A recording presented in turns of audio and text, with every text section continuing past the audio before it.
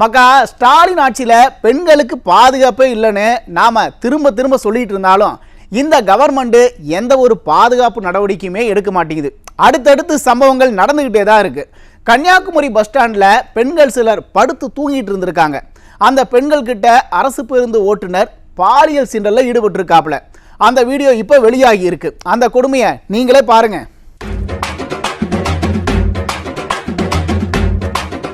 கோயம்புத்தூர் விவகாரத்தில் அந்த பெண் அந்த இடத்துக்கு ஏன் போனாங்க அப்படின்னு கேட்ட திமுக எம்எல்ஏ ஈஸ்வரன் இந்த வீடியோவுக்கு என்ன பதில் சொல்லுவாரு?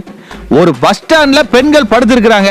அங்க ஒரு அரசு பேருந்து ஓட்டுநர் ஆடைகளை அவிழ்த்து அத்துமீறாரு. இவரு இதை முதல் தடவை செய்யல, ஏற்கனவே செஞ்சு ஜெயிலுக்கெல்லாம் போயிட்டு தான் வந்திருக்கிறாரு. திரும்பவும் துணிச்சலா செய்தாரு. பஸ் ஸ்டாண்ட்ல ஏன் போலீஸ் ரோந்துக்கு வரல? போலீஸ் வரவே வராதுன்னு தெரிஞ்சு அந்த தைரியத்தில் தான் இந்த நபர் இதை செய்தாரு.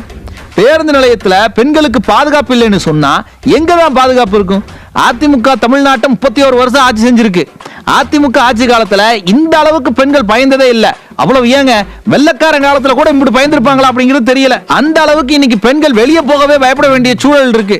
ஒரு பாலியல் குற்றவாளி ஜெயிலுக்கு போயிட்டு வந்து திரும்பவும் ஒரு பாலியல் குற்றத்தை அதுவும் பொதுவெளியில செய்யறாரு அப்படின்னா இந்த காவல்துறை மேலையும் அரசாங்கத்து மேலையும் துளி கூட பயம் இல்லைன்னு தானே அர்த்தம்.